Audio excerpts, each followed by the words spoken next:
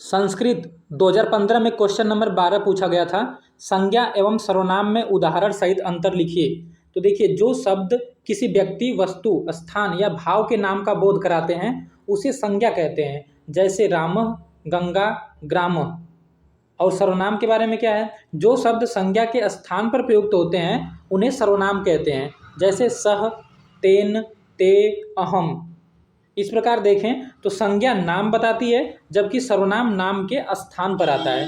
अब आते हैं प्रश्न संख्या 13 की ओर। अनुकरण वाचन एवं सस्वर वाचन से आप क्या समझते हैं?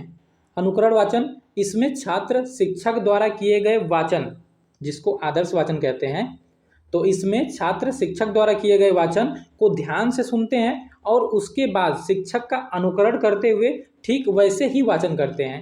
यह सस्वर वाचन का ही एक प्रकार है जिसका उपयोग प्रायः नए या कठिन शब्दों के शुद्ध उच्चारण के अभ्यास के लिए किया जाता है। और सस्वर वाचन देख लीजिए, यह वह वाचन है जिसमें विद्यार्थी शुद्ध उच्चारण, उचित बल, लय और गति के साथ आवाज में पाठ को पढ़ते हैं। इसका उद्देश्य छात्रों में स्पष्ट उच्चारण और भावों की अभिव्यक्ति का कौशल विकसित करना होता है। सस्वर वाचन दो प्रकार का होता है, आदर्श वाचन और अनुकरण वाचन। अब आते हैं प्रश्न संख्या 14 की ओर। संस्कृत शिक्षण को रुचिकर बनाने के लिए घर में उपलब्ध वस्तुओं से शिक्षण अधिगम सामग्री प्रयोग करने में आप क्या सुझाव देंगे? तो देखिए, घर की वस्तुओं जैसे पुस्तक, कलश, फल, पात्र, दीपक आदि को संस्कृत नामों से पहचान कर पढ़ाया जा सकता है। वस्तुओं के नाम संस्कृत में बोलना, उनसे वाक्य बनाना, खेल के माध्यम से अभ्यास कराना आदि तरीके अपनाए जा सकते हैं। इसके अलावा चित्र, फ्लैश कार्ड या वस्तुओं के नाम लिखी पट्टिकाओं से बच्चों को शब्दावलियाँ सिखाई जा सकती हैं। इससे शिक्षण रुचिकर व व्यवहारिक बनता है। अब आते हैं प्रश्न संख्या 15 की ओर। नीति परक श्लोक का अर्थ लिखिए। रूप यौवन संपन्न विशाल कुल संभवा विद्याहीना न शोभन्ते निर्गंधा इव किंसुका। इसका अर्थ है कि रूप और यौवन से संपन्न तथा बड़े कुल में उत्पन्न व्यक्ति भी यदि विद्या से रहित हो तो वे वैसे ही शोभा नहीं देते जैसे सुगंध रहित किंसुक पुष्प। अर्थात शिक्षा ही मनुष्य को वास्तविक शोभा प्रदान करती है। प्रश्न संख्या 16। क्री धातु परस्मय पद में लट लकार एवं लंग लकार दोनों में प्रथम, मध्यम तथा उत्तम पुरुष तीनों वचन में रूप लिखिए। तो देखिए, लट लकार वर्तमान काल सबसे आसान रूप होता है। पठ का पहले आप एक बार ध्यान रखिए। पठ का होता है पठती, पठतः, पठन्ति, पठसी, पठथः, पठत, पठामी, पठाव, पठाम। इसी प्रकार अन्य धातु रूप का भी चलता है। तो यहाँ पे क्री धातु को बताना है तो करोति, कुरुतः, कुर्वन्ति, करोति, कुरुतः, कुर्वन्ति, करोसि, कुरुथः, कुरुत, करोमि, कुर्वः, कुर्म। अब आते हैं, इसी का लंग लकार भी पूछा गया है। लंग लकार भूतकाल भी पूछा गया है। तो लंग लकार भूतकाल में देख लीजिए, अकरोत, ये थोड़ा सा कठिन होता है पर उतना कठिन नहीं होता है जितना आप सोचते हैं। आप कोशिश करेंगे तो तैयार हो जाएगा। अकरोत, अकुरुताम, अकुर्वन, अकरोह, अकुरुतम, अकुरुत, अकर्वम, अपूर्व, अकुर्म। ठीक है, अब आगे बढ़ते हैं प्रश्न संख्या 17 की ओर। निम्नलिखित वाक्यों का संस्कृत से हिंदी में अनुवाद कीजिए। भो छात्र यहाँ गच्छ, इसका अर्थ है हे छात्र यहाँ आओ। दूसरा दे रखा है युवाम पत्रम पठथ, इसका अर्थ है तुम दोनों पत्र पढ़ते हो। ते कंदुकय अक्रीडन, वे सब गेंदों से खेले। पश्य कह आगच्छति, देखो कौन आ रहा है। तो ये रहा आपका हिंदी अनुवाद। अब आते हैं प्रश्न संख्या 18 की ओर। प्रश्न संख्या 18 में पूछा गया आसपास की कोई 4 वस्तुओं एवं पक्षियों के नाम शब्द लिखिए। तो देखिए, कुछ वस्तुएं हैं यहाँ पे जिनका संस्कृत शब्द लिखा हुआ है और हिंदी अर्थ दोनों ही लिखना होगा आपको। तो पुस्तकम का हो गया किताब, घट का घड़ा, चस्क का गिलास, फलम का फल। इसके अलावा और भी चीज़ें आप लिख सकते हैं। अब पक्षी का देख लीजिए। पक्षी का है काका मतलब कौवा, काका मतलब कौवा, मयूरा मतलब मोर, चटका मतलब चिड़िया, कपोता मतलब कबूतर। अब आगे बढ़ते हैं संस्कृत 2016। प्रश्न संख्या 12। वचन किसे कहते हैं? छोटे बच्चों को वचन की जानकारी किस प्रकार दी जानी चाहिए, सो उदाहरण स्पष्ट कीजिए। तो किसी शब्द के एक, दो या अधिक होने का बोध कराने वाले शब्दों को वचन कहते हैं। संस्कृत में वचन 3 होते हैं, एक वचन, द्विवचन और बहुवचन। छोटे बच्चों को वजन की जानकारी चित्रों, वस्तुओं या खिलौनों से दी जा सकती है। छोटे बच्चों को वजन समझाने के लिए वस्तुओं का उपयोग करना चाहिए। जैसे किस प्रकार? जैसे एक पुस्तक दिखाकर उन्हें कहें पुस्तकम, दो पुस्तक दिखाकर कहें पुस्तकें, और तीन तीन या तीन से अधिक पुस्तकें दिखाकर आपको कहना चाहिए पुस्तकाने। तो इस प्रकार उदाहरण से बच्चों को वचन के परिवर्तन समझाना चाहिए। प्रश्न 13, आदर्श वाचन से आप क्या समझते हैं, इसकी विशेषताएं बताइए। देखिए, आदर्श वाचन शिक्षक द्वारा किया जाता है और तत्पश्चात अनुकरण वाचन शिक्षार्थियों द्वारा या छात्रों द्वारा किया जाता है। यहाँ पे देखिए आदर्श वाचन के बारे में, शिक्षक द्वारा छात्रों के समक्ष शुद्ध उच्चारण, उचित गति, भाव एवं स्वर सहित किया गया पाठन आदर्श वाचन कहलाता है। इसकी विशेषताएं क्या होती हैं? शुद्धता, भाव अनुरूपता, उचित गति व विराम, ध्वनि मधुरता, ये सभी इसके विशेषताएं हैं। शुद्धता में देख लीजिए, शब्दों का उच्चारण बिल्कुल सही और स्पष्ट हो। भाव अनुरूपता, वाचन जो होना चाहिए वो पाठ के भावों जैसे कि क्रोध, करुणा के अनुसार होना चाहिए। उचित गति व विराम, वाचन की गति न बहुत तेज हो और न बहुत धीमी, तथा वाक्य या पद के अनुसार उचित स्थानों पर विराम लेना चाहिए। ध्वनि मधुरता, शिक्षक की ध्वनि स्पष्ट और मधुर होनी चाहिए। अब आते हैं प्रश्न संख्या 14 की ओर। आत्मनः प्रतिकूलानि परेशान न समाचरेत, सूक्ति का आशय स्पष्ट कीजिए। तो इस प्रसिद्ध सूक्ति का आशय है, यहां से देख लीजिएगा, जो व्यवहार स्वयं को अच्छा नहीं लगता वह दूसरों के साथ नहीं करना चाहिए। इस सूक्ति का अर्थ है, जो व्यवहार स्वयं को अच्छा नहीं लगता वह दूसरों के साथ नहीं करना चाहिए, अर्थात हमें दूसरों के साथ वैसा ही व्यवहार करना चाहिए जैसा हम अपने प्रति चाहते हैं। अब आते हैं प्रश्न संख्या 15 की ओर। भू धातु का रूप लिट लकार के तीनों वचनों व पुरुषों में लिखिए। तो लिट लकार भविष्यत काल होता है, तो भू धातु लिट लकार का भविष्यत काल में रूप देखेंगे हम लोग। भविष्यति, भविष्यतः, भविष्यन्ति, भविष्यसि, भविष्यथः, भविष्यत्, भविष्यामि, भविष्यावः, भविष्यामः। यह लट लकार के जैसा ही रूप चलता है इसका। यहीं पे लट लकार होता तो चलता भवति, भवतः, भवन्ति, भवसि, भवथः, भवत्, भवामि, भवावः, भवामः। तो ये दोनों सिमिलर होते हैं और बहुत आसान होते हैं। अब आगे आते हैं प्रश्न संख्या 16 की ओर। संस्कृत शिक्षण में शब्द कार्डों का क्या महत्व है? कक्षा में बच्चों को पशु व पक्षियों के संस्कृत नामों की जानकारी किस प्रकार देनी चाहिए, स्पष्ट कीजिए। तो देखिए, शब्द कार्ड शिक्षण में दृश्य सामग्री के रूप में अत्यंत उपयोगी हैं। दृश्य कार्ड क्या होता है? एक ऐसा कार्ड ले लीजिए जिस पे कुछ चित्र बना दीजिए और उस पर उसका नाम लिख दीजिए। जैसे आप एक कबूतर का चित्र बना दिए हैं, नीचे आप लिख देंगे कपोत, तो ये क्या हो जाएगा? एक शब्द कार्ड हो जाएगा। तो शब्द कार्ड शिक्षण में दृश्य सामग्री के रूप में अत्यंत उपयोगी हैं। इनसे विद्यार्थी शब्दों को देखकर उनका सही उच्चारण सीखते हैं। कक्षा में पशु पक्षियों के चित्रों के साथ उनके संस्कृत नाम लिखे कार्ड दिखाकर खेल या प्रतियोगिता द्वारा बच्चों को इनके नाम सिखाए जा सकते हैं। इसके अलावा बच्चों को समूहों में बांटकर उन्हें कई कार्ड बांटे जा सकते हैं और उन्हें संस्कृत नाम को उनके चित्र से मिलाने के लिए कहा जा सकता है। तो इस प्रकार आप कक्षा में बच्चों को संस्कृत नामों की जानकारी दे सकते हैं। अब आते हैं प्रश्न संख्या 17 की ओर। निम्नलिखित वाक्यों का संस्कृत से हिंदी में अनुवाद कीजिए। तो यहाँ पे लिखा हुआ अहम पुस्तकम पठामि, इसका होगा मैं किताब पढ़ता हूँ। तम प्रति दयाम कुरु, उस पर दया करो। शिशु प्रकृत्या सरल भवति, बच्चा स्वभाव से सरल या सीधा होता है। गुरुवे नमः, गुरु को नमस्कार। ये कई बार पूछा गया है गुरुवे नमः वाला, तो ये तो आसान भी है। गुरुवे नमः का हो गया गुरु को नमस्कार। अब आते हैं प्रश्न संख्या 18 की ओर। निम्नलिखित शब्दों में से किन्हीं 6 शब्दों के संस्कृत नाम लिखना है। तो यहाँ पे शब्द दिए गए हैं जैसे घोड़ा, कुत्ता, हिरन, बकरी, कोयल, चिड़िया, पेड़, तरबूज, लड्डू, अनार। देखिए, मैं एक अलग वीडियो बनाया हूँ जिसमें से जितने भी, चाहे बहुविकल्पी, चाहे अति लघु, चाहे लघु उत्तरी, जितने भी संस्कृत से हिंदी या हिंदी से संस्कृत पूछे गए हैं अर्थ, इसका अलग वीडियो आपको प्लेलिस्ट में मिल जाएगा, आप वहाँ से भी देख सकते हैं। बाकी यहाँ पर मैं सभी शब्दों के अर्थ बता देता हूँ आपको। हिंदी शब्द देखिए यहाँ पे लिखा हुआ है संस्कृत नाम, फिर से यहाँ हिंदी शब्द और इधर संस्कृत नाम। घोड़ा को कहते हैं अश्व, कुत्ता को बोलते हैं कुक्कुर, हिरन को बोला जाता है मृग, चिड़िया को चटका, पेड़ को वृक्ष, तरबूज को कालिंदम। इसके बाद आगे देखेंगे आप तो बकरी को अजा, लड्डू को मोदकम, कोयल को पिकह भी और कोयला दोनों, अनार को दाड़िमम। इसके बाद आगे आते हैं हम लोग, संस्कृत में एक और पेपर हुआ था, इसके प्रश्नों को भी हम लोग चर्चा करेंगे। प्रश्न संख्या 12। पठ धातु का लट लकार एवं लंग लकार में प्रथम, मध्यम तथा उत्तम पुरुष का तीनों वचनों में रूप लिखिए। पठ धातु का बताना है। पठ धातु का काफ़ी आसान होता है। ठीक है, उसमें भी कौन सा लट लकार में बताना और लंग लकार में। तो देखिए लट लकार में रूप देख लीजिए आप, पठति पठतः पठन्ति, पठसी पठथः पठत, पठामि पठावः पठामः। बिल्कुल आसान है।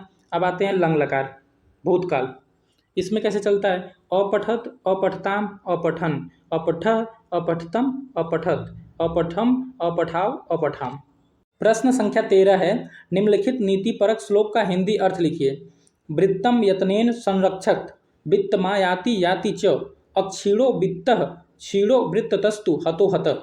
इसका अर्थ देख लीजिए, मनुष्य को चरित्र की यत्नपूर्वक रक्षा करनी चाहिए, क्योंकि धन तो आता है और चला जाता है। धन के नष्ट होने पर व्यक्ति नष्ट नहीं होता, लेकिन चरित्र के नष्ट होने पर मनुष्य पूरी तरीके से नष्ट हो जाता है। अब प्रश्न संख्या 14, निम्नलिखित वाक्यों का संस्कृत से हिंदी में अनुवाद करना है। यूयम पठत, यूयम का अर्थ होता है तुम सब, पठत का पढ़ते हो। ठीक है, अहम पठामि, मैं पढ़ता हूँ। वयम गच्छामः, हम सब जाते हैं। वृक्षात फलम अपतत, वृक्ष से या पेड़ से फल गिरा, क्योंकि अपतत लंग लकार में है इसलिए पेड़ से फल गिरा। अब आते हैं प्रश्न संख्या 15 की ओर। 12, 13, 14, 15, 16, 17, 18, 19 और 20 संख्याओं को संस्कृत में लिखना है, 12 से लेकर 20 तक। तो 12 के लिए द्वादश, 13 के लिए त्रयोदश, 14 के लिए चतुर्दश, 15 के लिए पंचदश, 16 के लिए षोडश, 17 के लिए सप्तदश और 18 के लिए अष्टादश, और 19 के लिए ऊनविंशति भी होता है और नवदश भी होता है। इसके अलावा एक और होता है, मैं इसके लिए अलग भी वीडियो बना के रखा हूँ, आप चाहेंगे तो एक बार देख लीजिए, गिनती आपको क्लियर हो जाएगी। 19 के लिए एक शब्द और होता है एकोनविंशति, एकोनविंशति, एकोनविंशति। तो एक शब्द तो ए भी होता है, इसको भी ध्यान रखिएगा। चलिए और आगे देख लेते हैं 20 के लिए, 20 तक पूछा गया था, तो 20 के लिए होता है विंशति। अब आते हैं हम लोग प्रश्न संख्या 16 की ओर। अपने आसपास की किन्हीं 5 वस्तुओं, पशुओं, पक्षियों के संस्कृत में नाम लिखिए।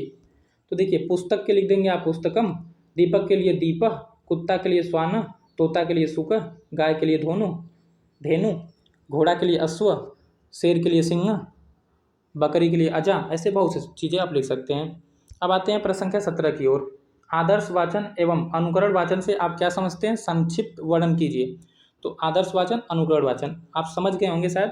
आदर्श वाचन शिक्षक द्वारा किया जाता है एक आदर्श के रूप में, तो वह बहुत अच्छा होना चाहिए। अनुकरण वाचन बच्चे करते हैं, वही अध्यापक द्वारा किए गए आदर्श वाचन को सुनकर तत्पश्चात करते हैं। तो आदर्श वाचन यह शिक्षक द्वारा किया गया वह वाचन है जो छात्रों के लिए मानक स्थापित करता है। शिक्षक शुद्ध उच्चारण, सही लय, गति और विराम के साथ पाठ को सस्वर पढ़ता है। इसका उद्देश्य छात्रों को वाचन का सही तरीका सिखाना और पाठ के भावों से परिचित कराना है। अनुकरण वाचन में देख लीजिए, यह वह वाचन है जो छात्रों द्वारा शिक्षक के आदर्श वाचन के ठीक बाद किया जाता है। छात्र शिक्षक के उच्चारण, गति और शैली का यथासंभव अनुकरण करते हैं। इसका उद्देश्य छात्रों में वाचन कौशल का विकास करना, उच्चारण को शुद्ध करना और आत्मविश्वास को बढ़ाना है। इसलिए मैं भी आपको कहता हूँ कि मेरे वीडियो को देखते समय जहाँ पर परिभाषाएँ आएँ, कुछ महत्वपूर्ण बिंदु आएँ, उनको आप भी बोला करिए, आप भी अनुकरण करिए। अब आते हैं प्रश्न संख्या 18 की ओर। कंठस्थ किया हुआ कोई एक श्लोक लिखिए जो इस प्रश्न पत्र में न आया हो। तो आपको कम से कम 2 श्लोक याद करके जाना है। मैं कोशिश करूँगा कि आपको श्लोक के लिए एक सिंपल से आसान 2-3 श्लोक मैं आपको शाम तक एक वीडियो अपलोड कर दूँ। वैसे ना भी कर पाऊँ तो आपको अपने से खुद से तैयार करके ही जाना है। अब आते हैं, देखिए श्लोक देख लीजिए, मैंने जो लिखा है, विद्या ददाति विनयम, विनयाद याति पात्रताम, पात्रत्वाद धनमाप्नोति, धनाद धर्मम, ततः सुखम। अर्थात अर्थ भी देख लीजिए, अगर आपके पास समय रहेगा तो अर्थ लिख दीजिएगा, अदरवाइज ना भी लिखेंगे तो भी आपको 2 नंबर तो मिल जाएंगे, क्योंकि यहाँ पर श्लोक लिखने के लिए ही आता है। तो अर्थ देखिए, विद्या से विनम्रता आती है, विनम्रता से योग्यता या पात्रता आती है, और योग्यता से धन प्राप्त होता है, धन से धर्म या सत्कर्म होते हैं, और धर्म से ही सुख की प्राप्ति होती है। अब आते हैं हम लोग प्रश्न संख्या पेपर 2017 का प्रश्न संख्या 12। लिख धातु का लोट लकार में रूप लिखिए। लोट लकार आज्ञार्थ, 5 लकार होते हैं ना, तो यहाँ पे लोट लकार में पूछा गया है। तो लिख धातु का लोट लकार आज्ञार्थ में रूप इस प्रकार है, लिखतु लिखताम लिखंतु, लिखतु लिखताम लिखंतु, लिख लिखतम लिखत, लिखानी लिखाव लिखाम। प्रश्न संख्या 13 है, निम्नलिखित श्लोक का हिंदी अर्थ लिखिए। षड दोषा पुरुषेडेह हरा तच्या भूतिमिच्छता निद्रा तंद्रा भयम क्रोधम आलस्यम दीर्घ सूत्रता। इसका हिंदी अर्थ देख लीजिए। इस संसार में उन्नति या ऐश्वर्य चाहने वाले पुरुष को 6 दोषों का त्याग कर देना चाहिए। ये 6 दोष हैं: नींद, अधिक सोना, सुस्ती, डर, गुस्सा, आलस्य और काम को टालने की आदत। तो ये 6 दोष छोड़ देना चाहिए अगर आप जीवन में उन्नति की ओर बढ़ना चाहते हैं। अब आते हैं प्रश्न संख्या 14 की ओर। निम्नलिखित वाक्यों का संस्कृत में अनुवाद कीजिए। तो देखिए, वह घर से विद्यालय जाता है, इसका अनुवाद है सह गृहात् विद्यालयम गच्छति। तुम दोनों संस्कृत पढ़ते हो, युवाम संस्कृतम पठथ। लड़के मैदान में खेलते हैं, बालकाः क्षेत्रे क्रीडन्ति। डी है राम रामपुर में रहता है, तो रामः रामपुरे वसति। यहाँ पर रामः रामपुरे निवसति भी लिख सकते हैं आप, वसति या निवसति दोनों सही होगा। अब आते हैं प्रश्न संख्या 15 की ओर। निम्नलिखित संस्कृत शब्दों की हिंदी लिखिए। कौन कौन से? खगा, कुंजर, दाड़िम, गोधूम, सरसीजम, नकुल, पिपीलिका, अस्वस्थ। देख लीजिए, खगा मतलब होता है पक्षी, कुंजर मतलब होता है हाथी, दाड़िमम का होता है अनार, और गोधूम का होता है गेहूं, सरसीजम का होता है कमल, नकुला का क्या होता है नेवला, पिपीलिका का होता है चींटी, अस्वस्थ का होता है पीपल का वृक्ष। अब आप यहाँ पे देख लीजिए,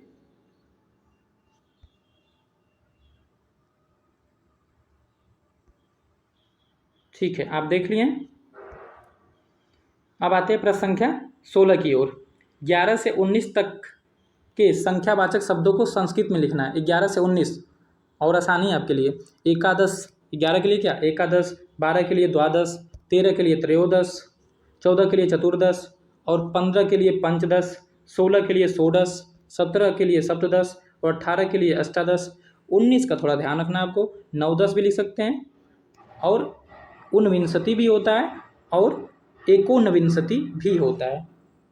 अब आते हैं प्रश्न संख्या 17 की ओर। संस्कृत शिक्षण में वीडियो क्लिप का क्या महत्व है? देखिए, संस्कृत शिक्षण में वीडियो क्लिप का अत्यधिक महत्व है। ये शिक्षण को अधिक रोचक और प्रभावी बनाते हैं। सरल बोधगम्यता, ये सिर्फ संस्कृत शिक्षण में नहीं, किसी भी सब्जेक्ट में ये जो वीडियो क्लिप है सेम महत्वता रखता है। अब सेम आंसर आप लिख सकते हैं क्योंकि हिंदी में भी पूछा जाता है, संस्कृत में भी पूछा जाता है। तो देखिए क्या क्या पॉइंट्स हैं। सरल बोधगम्यता मतलब आसानी से बोध हो जाएगा, समझ हो जाएगा। तो वीडियो क्लिप कठिन श्लोकों, कथाओं और व्याकरण के नियमों को दृश्य और श्रव्य माध्यम से प्रस्तुत करते हैं, जिससे छात्रों को विषय वस्तु आसानी से समझ में आ जाती है। सक्रिय सहभागिता, इसका मतलब है कि जो विद्यार्थी होते हैं सक्रिय रूप से पार्टिसिपेट करते हैं। छात्र निष्क्रिय रूप से सुनने के बजाय वीडियो में होने वाली गतिविधियों को देखते हैं, जिससे उनकी सक्रिय सहभागिता बढ़ती है। आगे देखिए, उच्चारण और शुद्धता। वीडियो क्लिप में शुद्ध संस्कृत उच्चारण सुनने को मिलता है, जिससे छात्र सही तरीके से बोलना सीखते हैं। सांस्कृतिक ज्ञान, संस्कृत से संबंधित धार्मिक अनुष्ठान, कला, वेशभूषा या पौराणिक कथाओं को वीडियो के माध्यम से दिखाने से छात्रों को भारतीय संस्कृति का ज्ञान भी होता है। तो इस प्रकार से ये 4 महत्व थे। एक बार हेडिंग याद कर लीजिए, सरल बोधगम्यता, सक्रिय सहभागिता, उच्चारण और शुद्धता, सांस्कृतिक ज्ञान, ये संस्कृत में वीडियो क्लिप का महत्व है। अब आते हैं प्रश्न संख्या 18 की ओर। संस्कृत में विभक्तियां कितनी हैं, इनका चिन्ह सहित उल्लेख कीजिए। देखिए, संस्कृत में केवल 6 विभक्तियां मानी जाती हैं, हिंदी में 8 होती हैं, संस्कृत में 6 मानी जाती हैं, जिसमें षष्ठी विभक्ति और संबोधन ये विभक्ति नहीं माना जाता है। तो मैं यहाँ पर सिर्फ 6 ही लिखा हूँ। देखिए, विभक्ति का नाम प्रथमा विभक्ति कर्ता कारक और इसका चिन्ह होता है ने। चिन्ह भी पूछा जाता है, देखिए यहाँ भी पूछा गया है, इसका चिन्ह सहित उल्लेख कीजिए। तो चिन्ह को आप ध्यान रखेंगे। कर्ता कारक प्रथमा विभक्ति ने चिन्ह है। द्वितीय विभक्ति कर्म कारक चिन्ह है को। तृतीय विभक्ति करण कारक, इसका चिन्ह है से के द्वारा। चतुर्थी विभक्ति इसका कारक है संप्रदान कारक, इसका चिन्ह है को के लिए। और पंचमी विभक्ति जो है इसका कारक है अपादान कारक और इसका चिन्ह होता है से। चिन्ह से होता है, ये उसका मतलब लिखा है कि जहाँ पे अलग होना का अर्थ होगा वहाँ पर इस से का अर्थ माना जाएगा। और सप्तमी विभक्ति अधिकरण कारक है, इसमें चिन्ह होता है में और पर। अब आते हैं संस्कृत 2018 की ओर। प्रश्न संख्या 12, दीर्घ संधि किसे कहते हैं, उदाहरण सहित समझाइए। तो देखिए, दीर्घ संधि जब दो समान ह्रस्व या दीर्घ स्वर आपस में मिलते हैं तो दोनों के स्थान पर दीर्घ हो जाता है, इसे ही दीर्घ संधि कहते हैं। जैसे नियम में भी देख सकते हैं आप, अ या आ प्लस अ या आ, रिजल्ट में क्या आएगा, बड़ा वाला दीर्घ वाला ही आएगा, आ आएगा। ऐसे ही ई या ई प्लस ई या ई, दोनों मिलके क्या होगा, बड़ी वाली ई होगा। छोटा ऊ या बड़ा ऊ प्लस छोटा ऊ या बड़ा ऊ मिलके क्या होंगे, बड़ा वाला ही ऊ होगा। तो यहाँ पर क्या है, दीर्घ संधि है।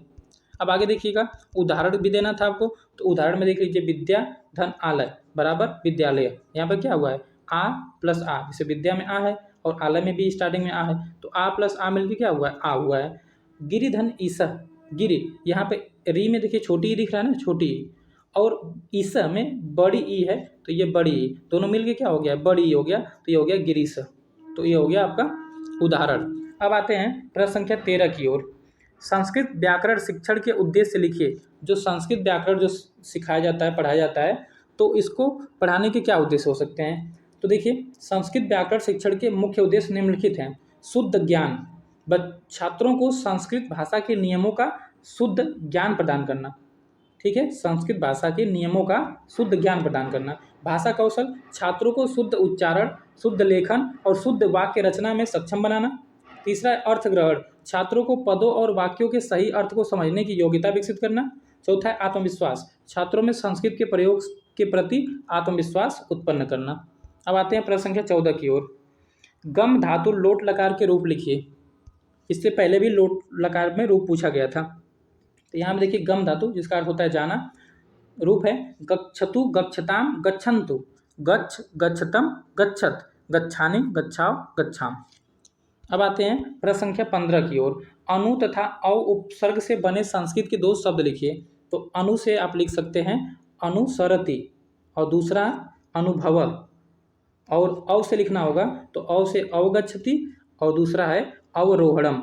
ये आपके अनु और औ से उपसर्ग से बनने वाले संस्कृत के दो शब्द हो गए। अब आते हैं प्रश्न संख्या 16 की ओर। निम्नलिखित श्लोक का हिंदी में अर्थ लिखिए। कर्मण्येवाधिकारमस्ते माँ फलेषु कदाचन, माँ कर्मफल हेतुर्भुर्वा माँ ते संगोऽस्त त्वकर्मणि।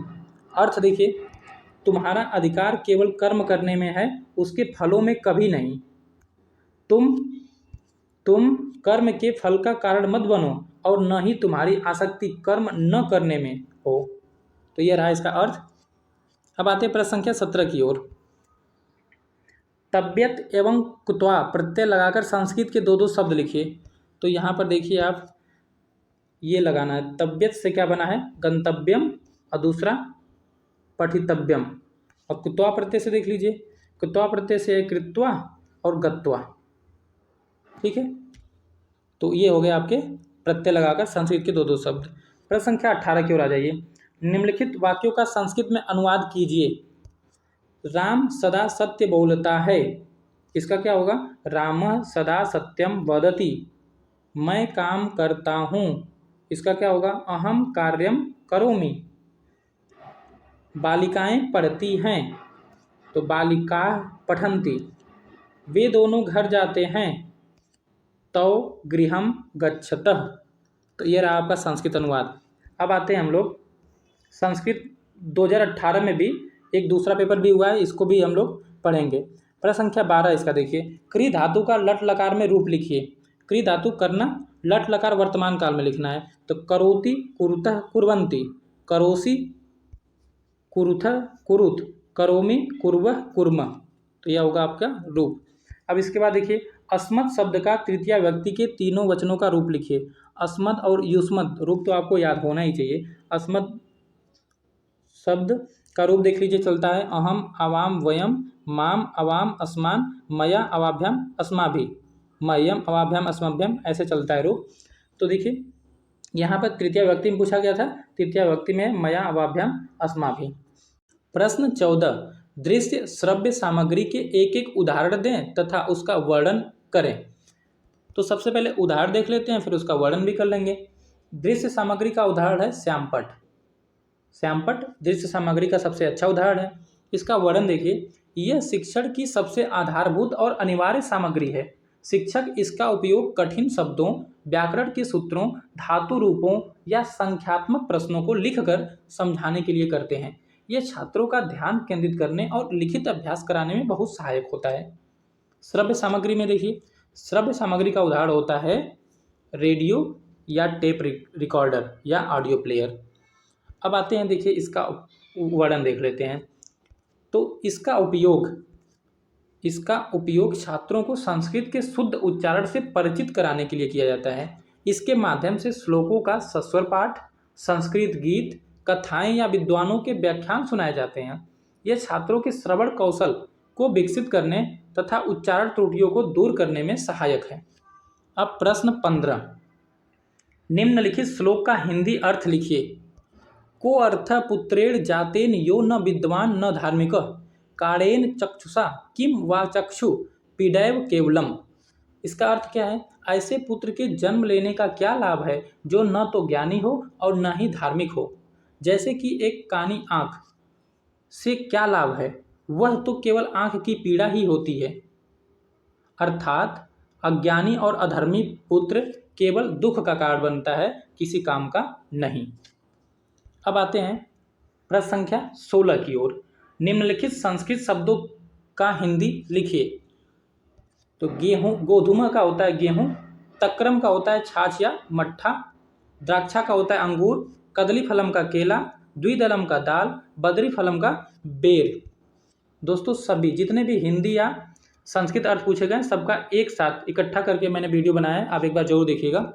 ये लोचनम का होता है आँख या नेत्र, पंक का होता है कीचड़। अब आते हैं प्रश्न संख्या 17 की ओर। 15 से 20 तक के संख्यात्मक शब्दों को संस्कृत में लिखिए। कई बार पूछा गया, देखिए। तो 15 के लिए पंचदश, 16 के लिए षोडश, 17 के लिए सप्तदश, 18 के लिए अष्टदश, 19 के लिए नवदश या नवदश, और उनविंशति भी होता है और एकोनविंशति होता है। कई बार बता चुका हूँ आपको। 20 के लिए तो विंशति ही होगा। अब आते हैं प्रश्न संख्या 18 की ओर। निम्नलिखित वाक्यों का संस्कृत में अनुवाद कीजिए। वृक्ष पर 3 पत्ते हैं, तो इसका अनुवाद होगा वृक्षे त्रीणि पत्राणि सन्ति। वृक्षे त्रीणि पत्राणि सन्ति। वह विद्यालय से आता है। स विद्यालयात् आगच्छति। राम के पास 2 फूल हैं। रामस्य समीपे 2 पुष्पे अस्त। राम ने रावण को मारा। रामः रावणम अहनत। संस्कृत 2019 प्रश्न 12, दा धातु का लट लकार में रूप लिखिए। तो देखिए यहाँ पर रूप लिखा हुआ है ददाति, दत्त, ददंती, ददासी, दत्थ, दत्त, ददामी, दद्वः, दद्म। अब आते हैं प्रश्न नंबर 13 की ओर। निम्नलिखित श्लोक का अर्थ हिंदी में लिखिए। परित्राणाय साधूनां विनाशाय च दुष्कृतां धर्म संस्थापनार्थाय संभवामि युगे युगे। इसका हिंदी अर्थ होता है मैं सज्जनों की रक्षा के लिए। देखिए महाभारत में जो गीता का उपदेश दिया गया था भगवान श्री कृष्ण के द्वारा, तो उसी गीता में से ये श्लोक लिया गया है जिसमें वो अर्जुन को कहते हैं, हे अर्जुन, मैं सज्जनों की रक्षा के लिए और दुष्टों के विनाश के लिए तथा धर्म की स्थापना के लिए हर युग में जन्म लेता हूँ। अब आते हैं प्रश्न संख्या 14 की ओर। निम्नलिखित शब्दों का अर्थ हिंदी में लिखिए। शशक, शशक मीन्स क्या होता है? खरगोश। द्राक्षा अंगूर, वृषभ बैल या सांड, चिक्रोडा क्या होता है? गिलहरी। अब आते हैं प्रश्न संख्या 15 की ओर। 1 से 10 तक की गिनतियों को संस्कृत में लिखना है। तो देखिए 1 के लिए होता है एकः, 2 के लिए द्वौ, 3 के लिए त्रयः, त्रीणि भी होता है, 4 के लिए चत्वारः, चत्वारि भी होता है, 5 के लिए पंच, 6 के लिए षट्, 7 के लिए सप्त, 8 के लिए अष्ट और 9 के लिए 9 और 10 के लिए 10 होता है। अब आते हैं प्रश्न संख्या 16 की ओर। संस्कृत शिक्षण में श्रव्य दृश्य सामग्री की क्या उपयोगिता है, संक्षेप में लिखिए। तो देखिए यह हिंदी में भी काम आएगा आपके, अगर आप इसको सही से ध्यान रखते हैं तो हिंदी में भी काम आएगा अगले पेपर में। तो देखिए संस्कृत शिक्षण में श्रव्य दृश्य सामग्री जैसे कि वीडियो, फिल्में, स्मार्ट बोर्ड आदि की उपयोगिता निम्नलिखित है। श्रव्य दृश्य सामग्री क्या होती है? ऐसी सामग्री जिसमें हम देख भी सकते हैं, सुन भी सकते हैं। जैसे कि आप अभी क्या कर रहे हैं, आप सामने मोबाइल फ़ोन में देख भी पा रहे हैं कंटेंट को और सुन भी पा रहे हैं, तो यह एक दृश्य श्रव्य सामग्री है। तो इसके बारे में देखते हैं हम लोग उपयोगिता। इससे क्या होता है? रोचकता बढ़ती है। यह शिक्षण को निरस्ता से मुक्त कर मनोरंजक बनाती है, जिससे कि छात्र उत्साहपूर्वक सीखते हैं। दूसरा क्या है? स्थायी ज्ञान। देखकर और सुनकर सीखने से ज्ञान अधिक समय तक स्थायी रहता है। तीसरा है शुद्ध उच्चारण। ध्वनि के साथ दृश्य होने पर छात्रों को शब्दों के शुद्ध उच्चारण और उनके अर्थ को समझने में मदद मिलती है। 4 नंबर क्या है, क्रियाशीलता। देखिए क्रियाशीलता के अंतर्गत क्या होगा, कठिन पाठों, व्याकरण के नियमों और पौराणिक कथाओं को दृश्य रूप में प्रस्तुत करके विषय को सजीव बनाया जाता है, जिससे छात्रों की सक्रिय भागीदारी सुनिश्चित होती है, यानी कि जो छात्र होते हैं वो क्रियाशील होते हैं। अब आते हैं प्रश्न संख्या 17 की ओर।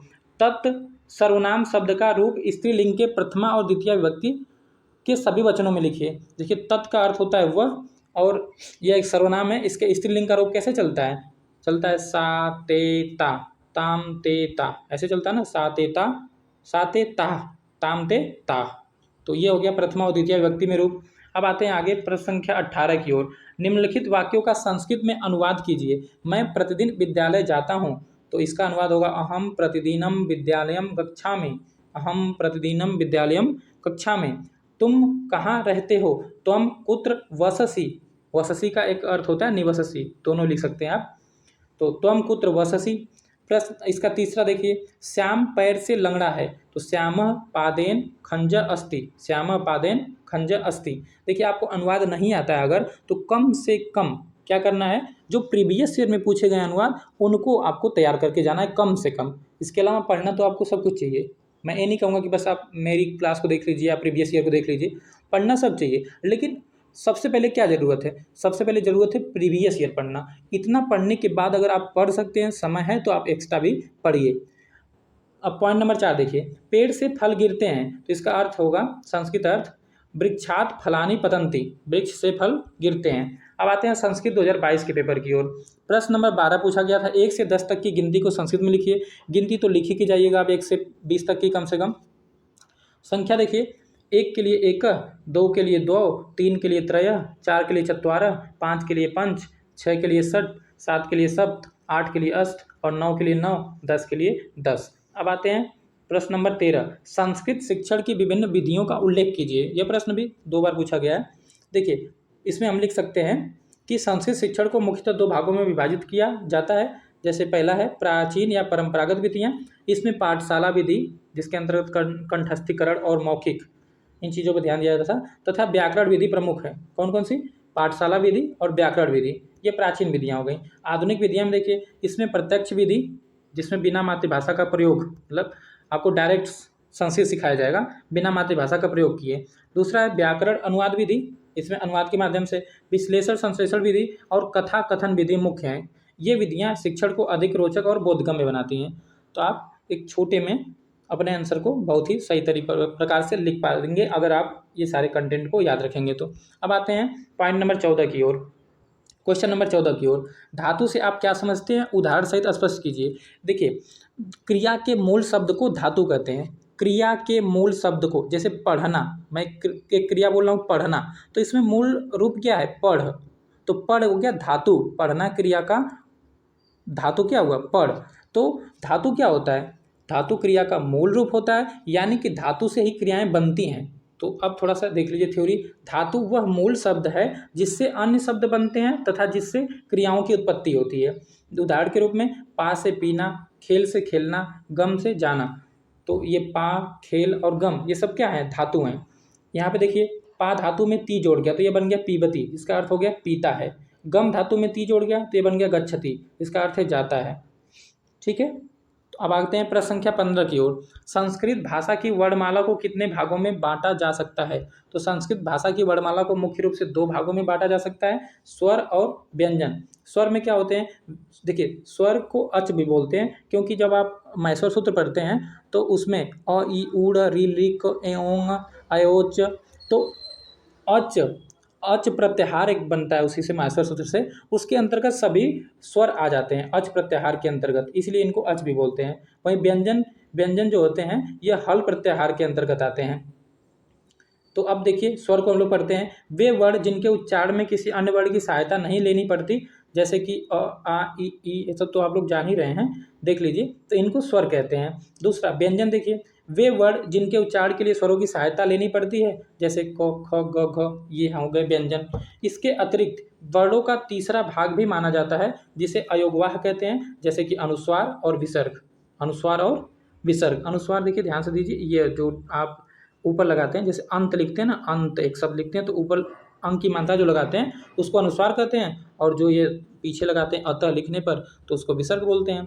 अब आते हैं प्रश्न संख्या 16 की ओर, किन्हीं 4 फलों के नाम संस्कृत में लिखिए। तो फल, सबसे पहले फलों के राजा आम को आम्रम लिखिए, केला को कदलीफलम लिखिए, सेब को सेब फलम लिख सकते हैं, अनार को दाड़िमम लिख दीजिए, अंगूर को द्राक्षा लिख दीजिए। तो इस तरीके से हो गया। अब आते हैं प्रश्न संख्या 17 की ओर, संस्कृत शिक्षण में ऑडियो या वीडियो क्लिप के महत्व को दर्शाइए।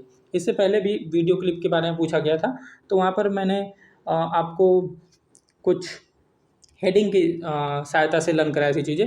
यहाँ पर सिंपल लाइन में लिख दिया है मैंने, आप इन पॉइंट्स को देख लीजिए, एक बार देख लेंगे तो ध्यान में रहेगा कि क्या लिखना है। देखिए, इससे विद्यार्थियों को सही उच्चारण सुनने को मिलता है, विद्यार्थियों को सही उच्चारण सुनने को मिल जाता है। दूसरा, दृश्य रूप में शब्दों और वाक्यों की समझ विकसित होती है, शब्दों और वाक्यों को देखने पर समझ विकसित होती है। शिक्षण रुचिकर और प्रभावशाली बनता है, कठिन विषय भी आसानी से समझ आने लगते हैं। अब आते हैं प्रश्न नंबर 18 की ओर, संस्कृत में अनुवाद कीजिए। बालक हंसता है, बालकः हसति। शीला ने पुस्तक पढ़ी, शीला पुस्तकम अपठत। पत्ते गिरते हैं, पत्राणि पतन्ति। बंदर दौड़ेंगे, वानराः धाविष्यन्ति। अब आते हैं हम लोग संस्कृत 2023 प्रश्न संख्या 12, 5 से 15 तक की गिनती संस्कृत में लिखिए। 5 के लिए पंच, 6 के लिए षठ, 7 के लिए सप्त, 8 के लिए अष्ट, 9 के लिए नौ, 10 के लिए 10, 11 के लिए एकादश, 12 के लिए द्वादश, 13 के लिए त्रयोदश, 14 के लिए चतुर्दश, 15 के लिए पंचदश। आप इन पे विसर्ग लगाकर भी लिख सकते हैं, एकादश, द्वादश, त्रयोदश, चतुर्दश, पंचदश, इस तरीके से भी लिख सकते हैं। प्रश्न संख्या 13, संस्कृत के माहेश्वर सूत्रों को लिखिए। अब माहेश्वर सूत्र यहाँ पे देख सकते हैं आप, महर्षि पाणिनि द्वारा रचित ये 14 माहेश्वर सूत्र संस्कृत व्याकरण के आधार माने जाते हैं। कौन कौन से हैं? अ, इ, ऊड, ऋलिक, एओंग, अयोच, अयवरट, लड, यमगणनम, झभय, घ, ढ, धस, जब, गड, दस, खफ, छठत, चटतव, कपय, सर, हल। तो ये हो गए आपके 14 माहेश्वर सूत्र। अब आते हैं प्रश्न संख्या 14 की ओर, संस्कृत भाषा के महत्व पर 5 वाक्य संस्कृत भाषा में लिखना है। तो देखिए यहाँ पर ये 5 लाइन लिखी गई हैं, आप इनको याद करिएगा। इनका अर्थ भी मैंने नीचे लिख दिया है, आपको लिखना नहीं है, ये बस आपके समझने के लिए लिखा गया है। तो संस्कृत भाषा विश्वस्य सर्वासु भाषासु प्राचीना अस्ति। संस्कृत भाषा विश्व की सभी भाषाओं में प्राचीन है। इयम भाषा सर्वासाम भारतीय भाषाणाम जननी अस्ति। यह भाषा सभी भारतीय भाषाओं की जननी है। अस्याम, इसके भाषा मतलब इस भाषा में, अस्याम भाषायाम वेदाः उपनिषदः पुराणानि च सन्ति। इस भाषा में वेद, उपनिषद और पुराण हैं। संस्कृतम संस्कृते आधारशिला अस्ति। संस्कृत संस्कृति की आधारशिला है। 5वां है, संस्कृतस्य अध्ययनेन मनसः शुद्धि भवति। संस्कृत के अध्ययन से मन की शुद्धि होती है। तो ये आप 5 लाइन लिख सकते हैं, आप स्क्रीनशॉट भी लेना चाहें तो ले सकते हैं। अब आते हैं प्रश्न संख्या 15 की ओर, संस्कृत शिक्षण की प्रमुख विधियों का उल्लेख कीजिए। तो देखिए ये प्रश्न रिपीट हुआ ना, अभी पीछे मैंने आपको बताया था इसके बारे में कि प्राचीन या परंपरागत विधियाँ, आधुनिक विधियाँ। प्राचीन परंपरागत विधियों में पाठशाला विधि तथा व्याकरण विधि प्रमुख है। आधुनिक विधियों में प्रत्यक्ष विधि, व्याकरण अनुवाद विधि, विश्लेषण संश्लेषण विधि और कथा कथन विधि मुख्य हैं। ये विधियाँ शिक्षण को अधिक रोचक और बोधगम्य बनाती हैं। प्रश्न 16, अनुकरण वाचन एवं सस्वर वाचन से आप क्या समझते हैं? तो अनुकरण वाचन, जो अनुकरण बच्चों द्वारा किया जाता है शिक्षक के वाचन के पश्चात, वही होता है। चलिए देख लेते हैं इसको।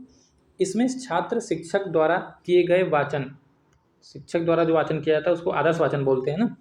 तो शिक्षक द्वारा किए गए वाचन को ध्यान से सुनते हैं और उसके बाद शिक्षक का अनुकरण करते हुए ठीक वैसे ही वाचन करते हैं। यह सस्वर वाचन का ही एक प्रकार है। सस्वर वाचन का ही एक प्रकार है जिसका उपयोग प्रायः नए या कठिन शब्दों के शुद्ध उच्चारण के अभ्यास के लिए किया जाता है। अब आते हैं सस्वर वाचन में। देख लीजिए, यह वह वाचन है जिसमें विद्यार्थी शुद्ध उच्चारण, उचित बल, लय और गति के साथ आवाज में पाठ को पढ़ते हैं। इसका उद्देश्य छात्रों में स्पष्ट उच्चारण और भावों की अभिव्यक्ति का कौशल विकसित करना है। सस्वर वाचन 2 प्रकार का होता है, आदर्श वाचन और अनुकरण वाचन।